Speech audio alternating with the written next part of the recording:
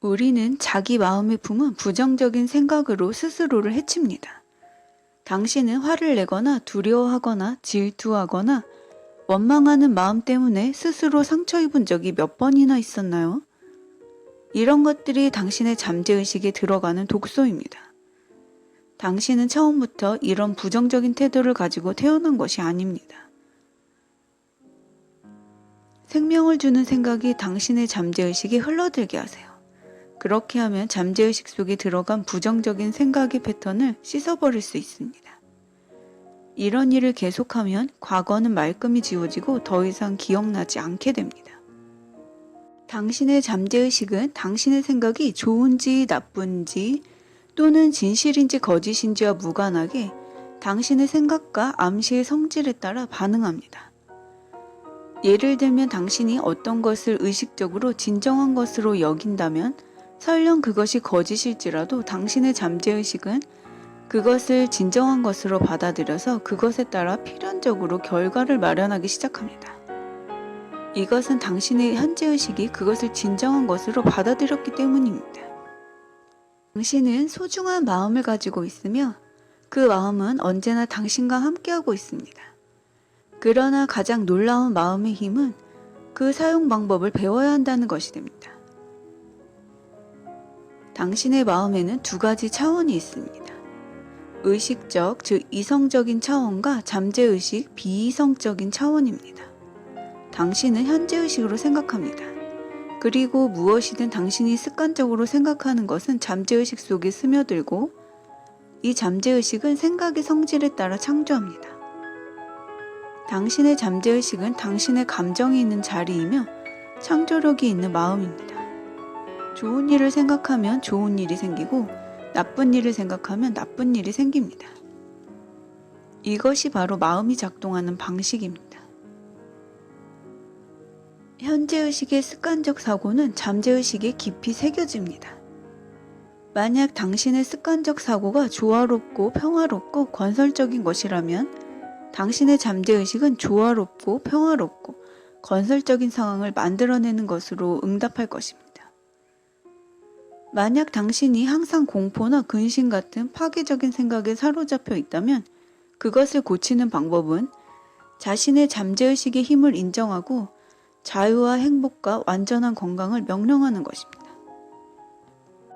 당신은 선택할 힘을 가지고 있습니다. 건강과 행복을 선택하세요. 당신은 친절하게 될 것을 선택할 수 있고 불친절하게 될 것을 선택할 수도 있습니다. 협력적이고 유쾌하며 친절하고 사랑스러운 사람이 되기를 선택하면 전 세계가 거기에 응답할 것입니다. 당신의 현재의식은 문지기입니다. 그의 주된 역할은 당신의 잠재의식이 그릇된 인상을 받아들이지 않도록 지키는 데 있습니다. 잠재의식에 나의 생각을 각인시킬 때는 마음을 강제하든가 너무 애를 쓰는 것은 불안과 공포를 드러내는 것이므로 해답을 방해합니다. 마음을 편하게 가지세요. 마음의 긴장을 푼 상태에서 어떤 아이디어를 받아들이면 잠재의식은 그 아이디어를 그대로 실현합니다. 관습적인 방식에서 벗어나 자유롭게 생각하고 계획을 세우세요. 모든 문제에는 언제나 해답이나 해결책이 있습니다. 부자가 되는 것을 가로막는 장벽이 나오는데요. 대부분의 사람들이 부자가 되지 못하게 하는 한 가지 감정이 있습니다. 그것은 질투입니다. 질투하는 마음을 품는 것은 파괴적입니다. 그런 감정으로 인해 당신이 부정적인 입장에 놓이게 되기 때문입니다. 따라서 부는 당신에게 흘러들어가지 않고 당신으로부터 흘러나갑니다. 만약 다른 사람의 성공과 치부에 대해 불쾌하거나 화가 나는 경우가 있다면 즉시 나는 그가 여러 가지 면에서 더 큰 부를 얻게 되기를 간절히 바란다 라고 단언하세요. 더 큰 부가 당신에게 흘러들어오게 됩니다. 이것이 바로 잠재의식의 법칙입니다. 잠재의식의 힘으로 소원을 이룬 루스라는 부인의 이야기가 나오는데요. 수개월 전에 나의 강연을 들은 적이 있는 루스라는 부인이 나에게 편지를 보내왔습니다. 저는 75세 된 미망인으로 자식은 다 성장했습니다. 약간의 연금과 사회보장기금으로 혼자서 생활하고 있지요. 이따금 그런 삶이 부질없고 희망 없는 것으로 느껴졌어요. 그러던 차에 잠재의식의 힘에 대한 당신의 강연이 생각났습니다.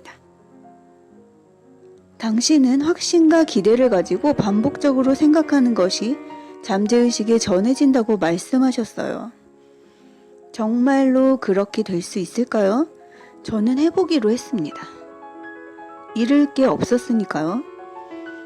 저는 최대한 감정을 실어 때때로 이런 말을 반복하기 시작했습니다.